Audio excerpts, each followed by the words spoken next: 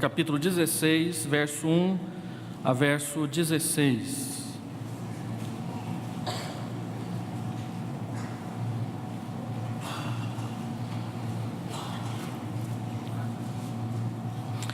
A palavra do Senhor diz assim: recomendo-vos a nossa irmã Febe, que está servindo a igreja de Cencreia, para que a recebais no Senhor como convém aos santos, e a ajudeis em tudo o que de vós vier a precisar, porque tem sido protetora de muitos e de mim inclusive. Saudai Priscila e Áquila, meus cooperadores em Cristo Jesus, os quais pela minha vida arriscaram a sua própria cabeça, e isso lhes agradeço, não somente eu, mas todas as igrejas dos gentios. Saudai igualmente a igreja que se reúne na casa deles. Saudai meu querido Epêneto, primícias da Ásia para Cristo.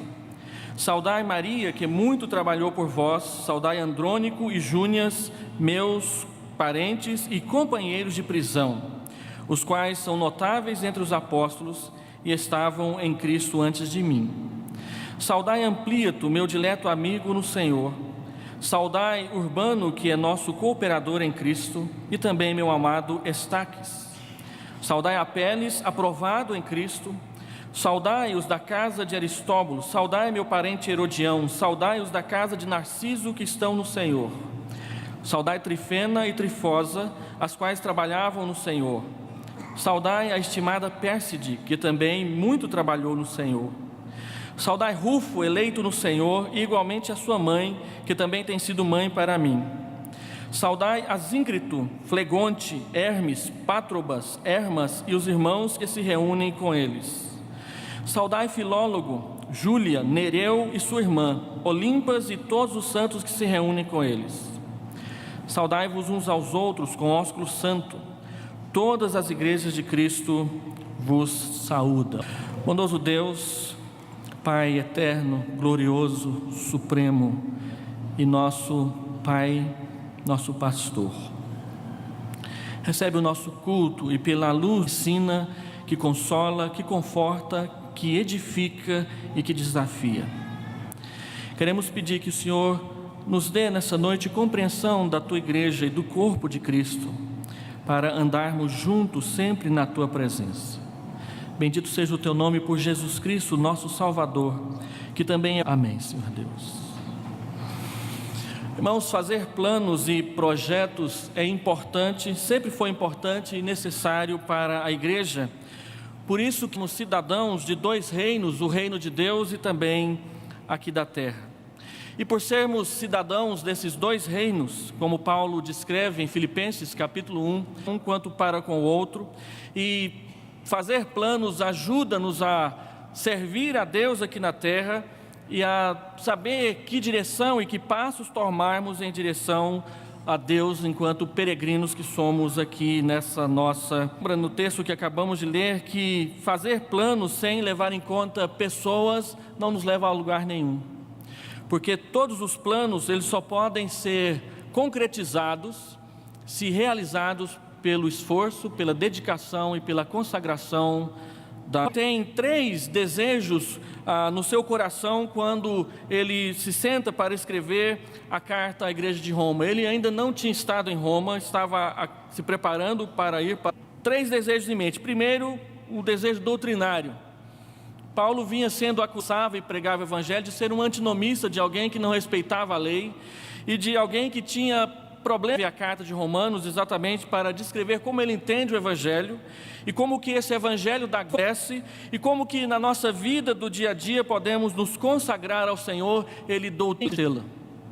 Ele diz no capítulo 1, verso 13 e também aqui no capítulo 15 que ele deve ser a fé desses irmãos no evangelho que ele prega e trocar experiência. E ele tem um terceiro desejo, um terceiro objetivo que também é muito aparente no primeiro capítulo e no capítulo 15, que é um desejo missionário.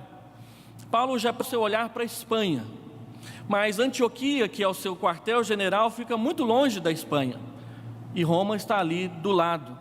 Então é desejo de Paulo ir a Roma, conhecer a igreja e ali, e partindo dali, ir além para pregar o evangelho aonde ele ainda não tinha pregado. O seu desejo era chegar na Espanha. Ele escreve essa carta, então, para preparar a igreja de Roma para recebê-lo, a fim de não somente recebê-lo em paz, recebê-lo em comunhão, trocar experiências, mas também preparar todo o ambiente da Espanha e levar o evangelho adiante. E indo em direção à Espanha, Paulo está vindo na nossa direção, porque o evangelho que chegou até nós, ele veio partindo de lá. E a minha proposta nessa noite é mostrar como que Paulo se dirige à igreja e ele mostra quantas pessoas ele conhece naquela igreja sem nunca ter estado lá. Pessoas que ele conheceu em outros lugares, pessoas que, quem sabe, conheceram o evangelho através dele, e alguns conheceram antes dele, e que por causa das migrações que aconteciam no império e acontecem também no nosso país, por causa de trabalho, por causa de oportunidades, por causa de necessidades, eles acabaram se mudando para Roma e lá fixando a sua residência. Paulo se dirige a esses irmãos, saudando a cada um deles, para que estes irmãos sejam o elo, o vínculo que o leve a ser bem recebido pela igreja e, por causa disso, também levar o evangelho adiante. E assim, por que razão o apóstolo Paulo faz isso? Por pelo menos duas razões muito claras aqui no texto, emaranhado nesse monte de nomes que nós acabamos de ler. Primeiro, porque o ministério cristão é construído em meio à diversidade da graça e por meio de cada irmão que essa graça alcançou. Se os irmãos puderem observar comigo, vão perceber que vários destes nomes que o apóstolo Paulo menciona aqui, se os irmãos observaram ou contaram, Paulo dirige nada menos que 10 delas. E no meio dessas pessoas ele encontra pessoas que parecer que haviam judeus e gentios, há nomes latinos, há nomes judaicos aqui nessa lista que ele traz para nós. E estavam juntas na igreja de Deus. Quando Paulo cita no versículo 7 que ele usa uma palavra que quer dizer eles são da minha raça, do meu povo. E como que Deus, por meio do Senhor Jesus Cristo, ele traz exatamente essa mistura de raças e os coloca juntos para adorar e servi-lo. Fizeram o primeiro complay, encontro de índios evangélicos lá no Amazonas. E aqueles índios que estavam viajando com ele, estavam todos assim segurando as suas armas. Por que vocês estão aí segurando suas armas como que estivessem prontos para a guerra? Não é porque a nossa tribo mais inimiga, alguns deles tomaram o barco junto com a gente. E durante 3 dias ficaram uns de um lado, outros do outro, pensando que poderiam morrer a qualquer momento porque haveria briga dentro do barco. Mas um deles resolveu perguntar ao outro: o que vocês estão fazendo aqui? Nós estamos indo para o complay. E vocês? Nós também estamos indo para o complay. E aí aquela precaução toda que parecia que ia sair uma guerra ali dentro do barco, virou festa. Virou como diz o Ronaldo Lidório num dos seus livros, que o evangelho ele ultrapassa as culturas e ele junta inclusive aqueles que são inimigos na mesma casa, no mesmo povo. Se os irmãos observaram bem, aqui no texto também nós podemos perceber que tem pessoas de classes sociais diferentes. Nomes como Amplíato, no versículo 8, Urbano, no versículo 9, Hermes, no versículo 14, Filólogo e Júlia, no versículo 15, eram nomes que comumente eram dados a escravos.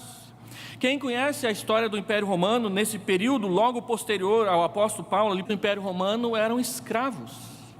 E as igrejas eram formadas, Coríntios, capítulo 11 e 12, quando Paulo trata da ceia, ele mostra esse problema social que havia, que chegou também na igreja, porque muitos iam para a igreja primeiro, e aqueles que eram, e só podiam ir depois.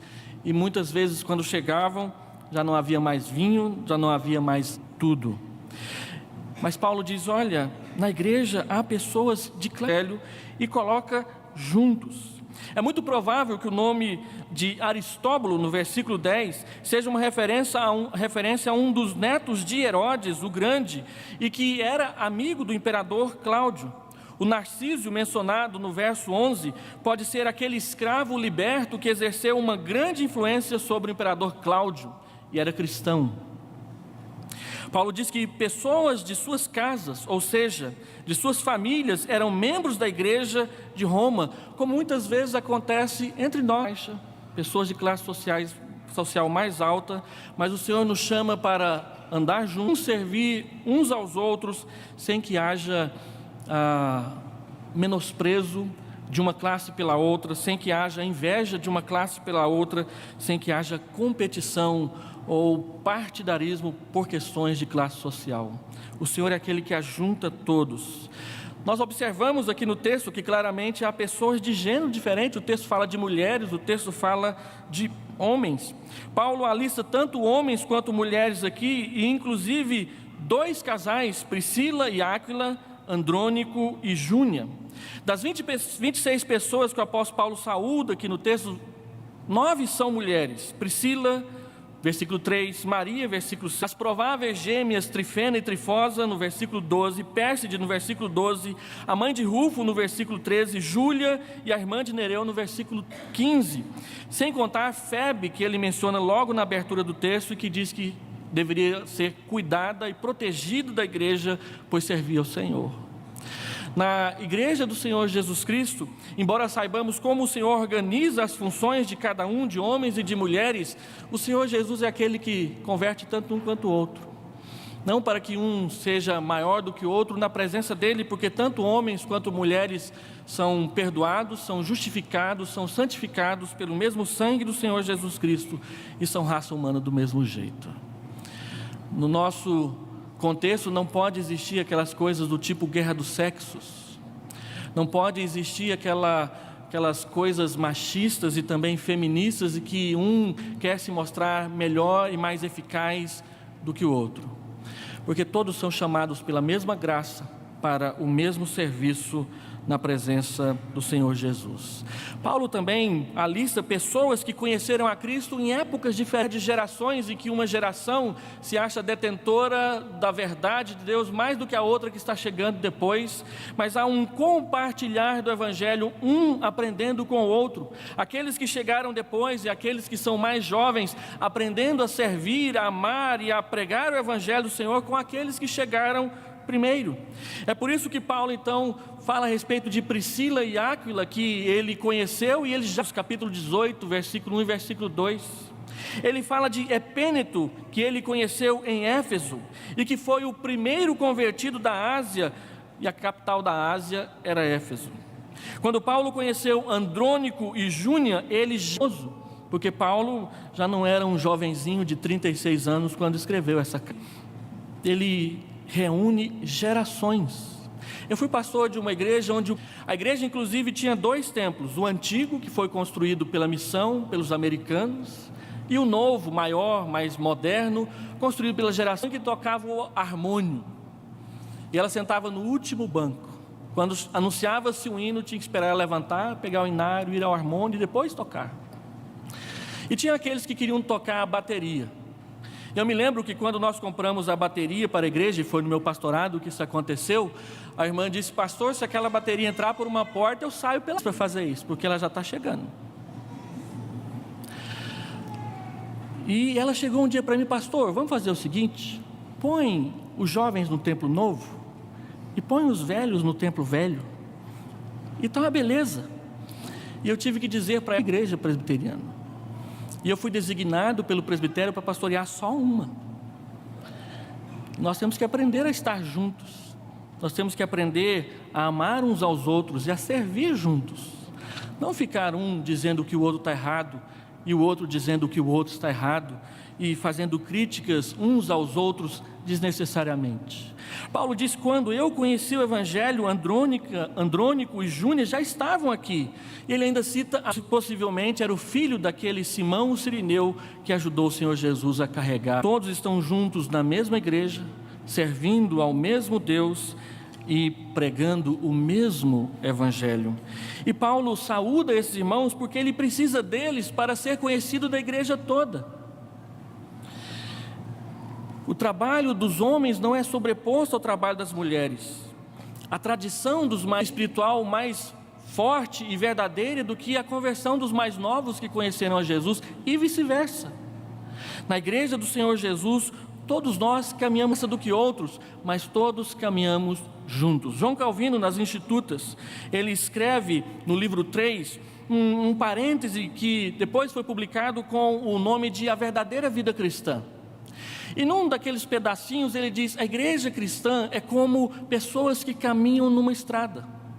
Alguns caminham porque têm vigor à frente e mais adiante, mas outros caminham porque estão cansados ou sobrecarregados ou adoecidos um pouco mais para trás. Mas todos estão no mesmo caminho e todos caminham na mesma estrada, e é obrigação nossa de uns ajudar os outros a caminhar. Por que então que o apóstolo Paulo faz essa saudação? Porque o evangelho da graça transforma pessoas, e projetos não acontecem se pessoas não estiverem envolvidas com eles. E segundo, porque o ministério cristão é construído na unidade que transcende todas as diferenças. A nossa unidade não é a unidade que nós construímos, nós recebemos para preservar, para chegar até ela, e do apóstolo Paulo em Efésios capítulo 4.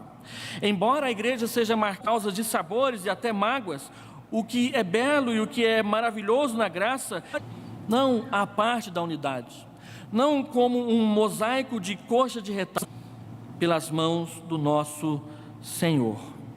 Por isso, quando o apóstolo Paulo cita esses nomes e se dirige a essas pessoas numa carta que é direcionada àquela igreja, o seu desejo é que ele seja recebido bem por aquela igreja.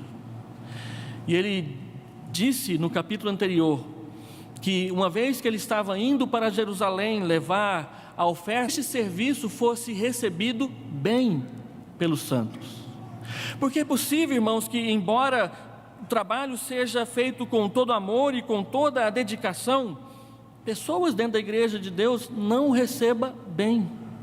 E Paulo, quando diz isso, ele diz na forma de um pedido de oração para a igreja de Roma: orem por mim, porque estou indo para Jerusalém, estou levando uma oferta que foi preparada para os irmãos de lá, e orem para que eles a recebam bem o nosso trabalho, recebam bem o fruto da nossa dedicação.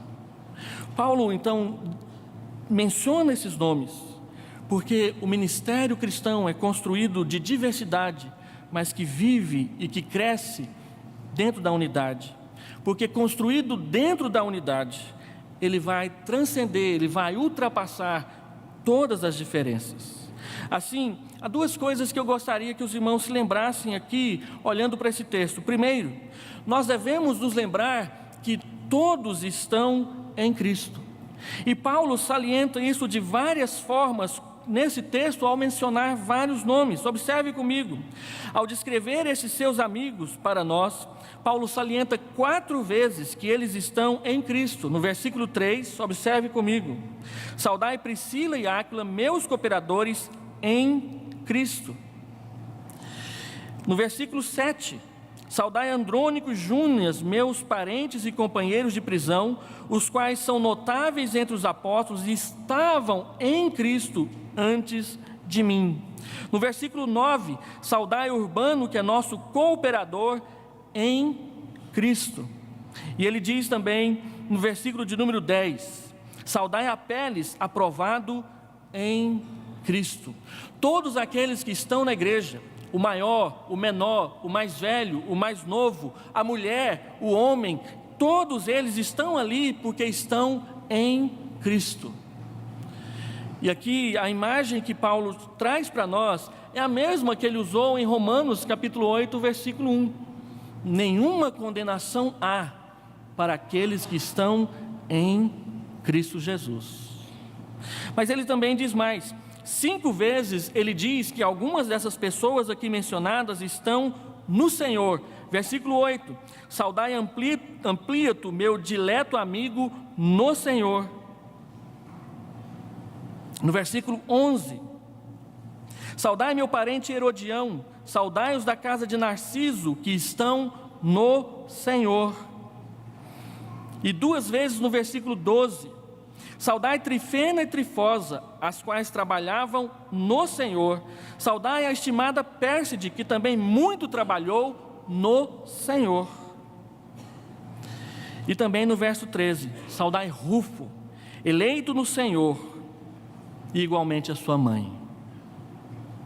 Se o irmão voltar um pouquinho o texto para 1 Coríntios, capítulo 15, verso 58, ele diz que nós devemos ser abundantes, presentes, participativos no trabalho do Senhor, sabendo que nos não é vão, não é sem significado, não é vazio, mas ele é pleno de valor. A segunda verdade que eu gostaria de deixar clara para os irmãos é que nós devemos nos lembrar que todos nós somos irmãos em Cristo. No versículo 1, quando ele começa esse texto, ele diz: recomendo-vos a nossa irmã Febe. E assim ele se refere a vários irmãos. No versículo 14, ele se refere aos irmãos que se reúnem na casa de Flegonte, Hermes, Pátrobas, Hermes e os irmãos que se reúnem com eles na casa deles. Aliás, meus irmãos, é até interessante observar que na Epístola aos Coríntios, embora Paulo trate de tantos problemas difíceis, complicados, ele sempre começa a elucidação de cada um daqueles problemas, chamando a igreja de Corinto de irmãos. Ele trata de problemas difíceis, ele trata de situações complexas, ele disciplina situações pecaminosas, mas ele sempre começa dizendo irmãos. Ele não nega a fé de ninguém, ele não questiona a salvação de ninguém, ele simplesmente trata dos irmãos e os chama a obedecer a palavra do Senhor.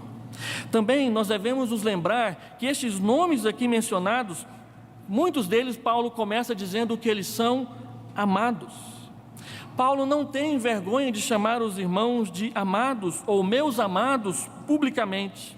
É assim que ele trata, por exemplo, Epênito no versículo 5, que ele diz: Epênito, meu querido. Amplíato no versículo 8, dileto amigo. Estaques no versículo 9 e Pérside no versículo 12, em que ele diz estimado e estimada. Elogiar para Paulo nunca foi um problema. Embora para alguns de nós seja complicado isso acontecer. Quarto, Paulo diz que nós devemos nos lembrar que todos somos companheiros na mesma obra. Aqui não há competidores, aqui não há pessoas que são aliadas umas das outras, aqui não há pessoas que são simplesmente seguidores uns dos outros, num partido, formando partidos dentro da igreja. Quando Paulo se refere aos membros da igreja de Roma, aqueles que ele conhece daquela igreja, ele simplesmente diz que eles são seus companheiros, aqueles que trabalham juntamente com ele para o crescimento da igreja. E Paulo já havia dito isso em Efésios capítulo 4, versículo 15 e 16, que a justa cooperação de cada parte é que ajuda a efetuar o próprio aumento do corpo da igreja do Senhor Jesus. Paulo diz que alguns deles são seus companheiros no trabalho, e a palavra trabalho que ele usa é a palavra copiontas, da onde veio copioso, abundante, aquelas pessoas que trabalharam muito com ele. E assim ele fala isso de Trifena e Trifosa, ele fala de Maria e ele fala de Pérside no versículo 6 e no versículo 12. Essas pessoas trabalharam muito comigo no Evangelho. Ele diz de Apeles que ele é aprovado por Deus, no versículo de número 7, que Deus o provou e o aprovou naquilo que ele fez para a igreja do Senhor. E de tantos que Paulo aqui fala do trabalho, eu gostaria de destacar, como ele também destaca no texto, a vida de Priscila e de Áquila. Paulo mesmo gasta mais tempo com eles, e há 3 destaques que eu gostaria de fazer sobre esse casal. Primeiro, eles trabalhavam juntos como marido e esposa no Evangelho. Não era o marido que vinha para a igreja e a esposa ficava em casa. Não era a esposa que vinha para a igreja e o marido ia pescar. Eles vinham juntos, trabalhavam juntos, serviam juntos, combinavam juntos o que iam fazer para o serviço de Deus. Tanto é que igrejas nasceram na sua casa. Foram eles que chamaram Apolo mais para o canto e explicaram melhor o que era o evangelho para ele. Eles convidaram o apóstolo Paulo para trabalhar junto com eles no ofício de fazer tendas. Estavam sempre juntos, trabalhando juntos no evangelho, como e enquanto família. Eles são um exemplo do casal estável na Bíblia para nós. Nós nos esquecemos muitas vezes que o divórcio é algo que enfraquece não somente as famílias, mas enfraquece também a igreja. Porque pessoas não se separam simplesmente umas das outras, as famílias se separam. E em vez de se concentrarem nos problemas, nas dificuldades, nas perseguições, eles se concentravam no serviço, na consagração e na participação. Paulo também diz que eles não somente trabalhavam juntos, mas eles arriscaram a própria vida por amor a Ele. A fé que eles tinham para com o Senhor Jesus estava acima do que eles acreditavam ser o ideal de vida para eles. O Evangelho era algo que falava mais alto no seu coração do que os projetos pessoais e financeiros de ter uma casa própria ou qualquer coisa parecida. Eles colocavam a sua vida e inclusive os seus riscos no Evangelho. E terceiro, Paulo diz que eles hospedavam uma igreja na sua casa. Eu me lembro que uma vez um casal sumiu da igreja. E nós fomos visitá-los. Um presbítero da igreja e eu como pastor da igreja. Fomos visitar aquele casal. Eles moravam longe da igreja. Chegamos lá e perguntamos: por que vocês não estão indo mais à igreja? Ah, pastor, meu marido perdeu o emprego. A gente não tem dinheiro nem para pegar ônibus. Oferecemos a ajuda da igreja. E perguntamos para eles o seguinte: e se nós abríssemos uma igreja aqui? Eles nunca mais foram à igreja. Eu fico me perguntando por que será que algumas pessoas fogem de ter a igreja na sua casa? Será que é porque a casa é pequena? Será que é porque a condição social não é tão boa? Será que é porque tem vergonha de como organiza seus móveis dentro da casa? A Bíblia diz que Priscila e Áquila não tinham essas dificuldades. Primeiro porque eles mudavam muito. Uma hora estavam aqui, outra hora estavam lá. Mas o que a Bíblia diz unanimemente sobre eles é que onde eles estavam, uma igreja nascia na casa deles. Eles não esperavam que o conselho dissesse: vamos abrir uma igreja aí. Eles chegavam no conselho e diziam: por que não abre uma igreja aqui? E assim, a palavra que Paulo usa é que eles hospedavam. Você já hospedou alguém na sua casa? Como é bom ser hóspede, né?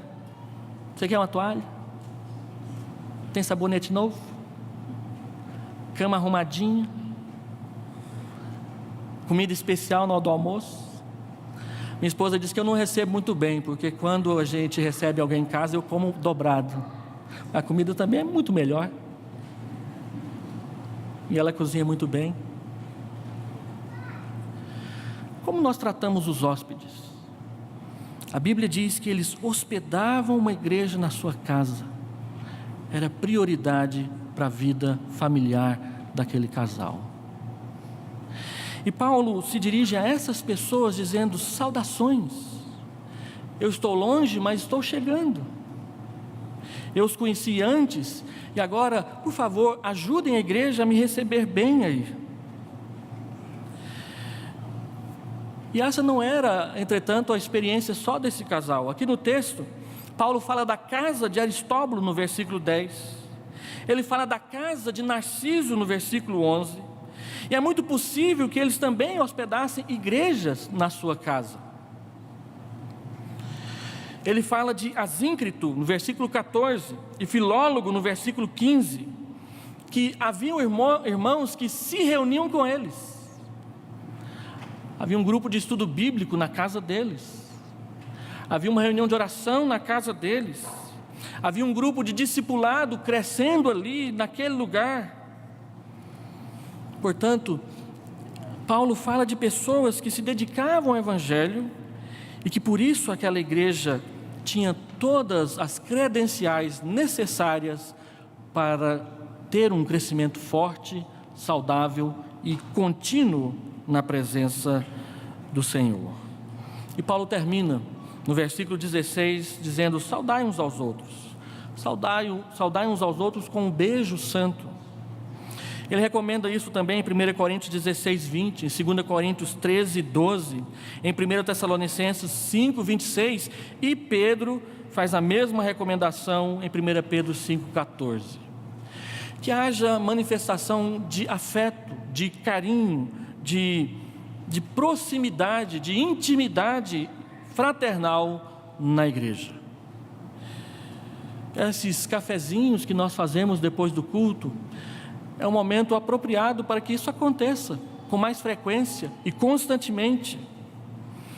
Paulo também diz que ao enviar saudações à igreja de Roma, ele não está sozinho, porque ele está indo para Jerusalém. Ele está indo para Jerusalém acompanhado de delegados da igreja de Tessalônica, de Filipos e de Corinto, e ele diz para a igreja de Roma: todas as igrejas lhes enviam saudações. Paulo diz que a comunhão na igreja, ela acontece no âmbito pessoal e familiar, mas ela acontece também no âmbito da igreja como um todo. A nossa igreja, a Igreja Presbiteriana do Brasil, é uma federação de igrejas, em que as igrejas, várias igrejas, se reúnem em presbitérios, em sínodos e no Supremo Concílio, para se fortalecer umas às outras, para ajudar umas às outras, para proclamar o Evangelho, uma servindo-se do trabalho da outra e cada uma servindo a outra. E é interessante, e eu passo então para a parte final do meu sermão, que Paulo nos lembra com essas saudações que ele faz aqui, primeiro que a estratégia de Deus para nos abençoar é usar outras pessoas que Ele abençoou. A estratégia de Deus para abençoar pessoas é usar outras pessoas que Ele abençoou, de tal forma que nenhum de nós pode ficar sozinho num canto dizendo: ninguém me ama, ninguém me quer, mas todos nós podemos e somos uma bênção para o outro. Esse é o desejo de Deus. E quando Paulo deseja ir a Roma, para a partir de Roma ir à Espanha, ele faz uso da amizade, da intimidade, da fraternidade que ele tem com aqueles irmãos, para poder cumprir os propósitos não pessoais dele, mas do próprio Evangelho. A bênção que Deus nos dá é para que nós sejamos bênção para os outros. Deus havia dito isso a Abraão: abençoarei os que te abençoarem, amaldiçoarei os que te amaldiçoarem, seja você uma bênção. Paulo poderá chegar a Roma, conhecer e ser conhecido por eles, mas que bom que ao fazê-lo, ele já pode contar com vários irmãos que já o conhecem e que por isso ajudarão a facilitar essa transição para o ministério que vem a seguir.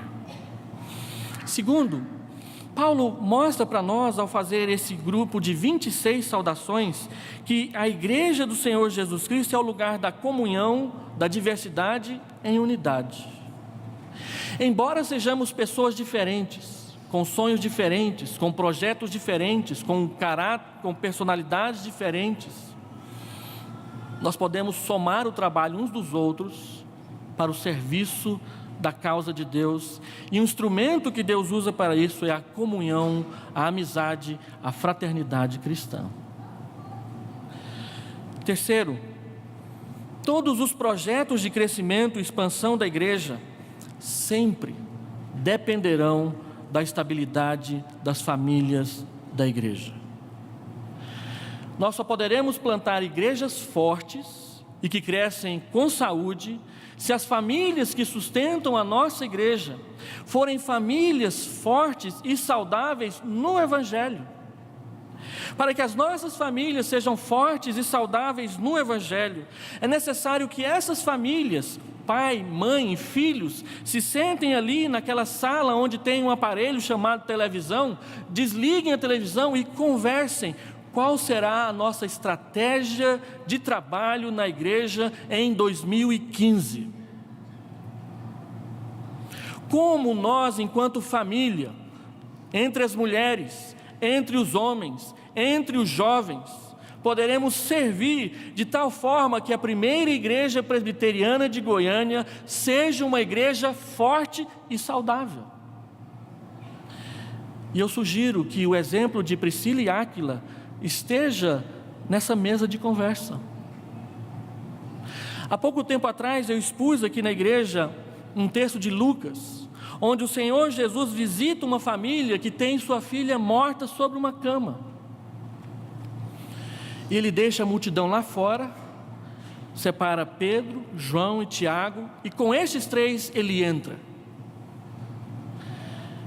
E a menina é levantada, anda, e o Senhor Jesus diz: dá comida para ela porque ela está com fome. E eu fico imaginando como é forte o testemunho de uma família em que pai, mãe e filhos conhecem juntos o Senhor Jesus. Aquela família lá de Lucas saiu dali dizendo para todos que Deus era bom e que os tinha visitado e que bastava olhar para a filha deles para se convencer dessa verdade. E por último, que os homens e as mulheres dessa igreja, especialmente os casais, sejam como Priscila e Áquila, Andrônico e Júnior, e se disponham a servir juntos na causa do Evangelho. E os irmãos verão a diferença dentro de casa e dentro da igreja.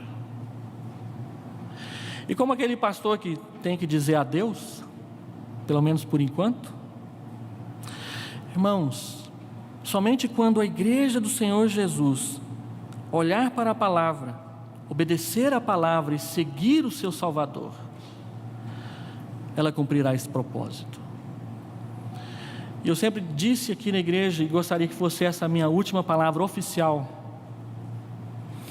que quando a igreja do Senhor Jesus ouve a sua palavra e pratica a sua palavra, a bênção do Senhor não faltará sobre essa igreja.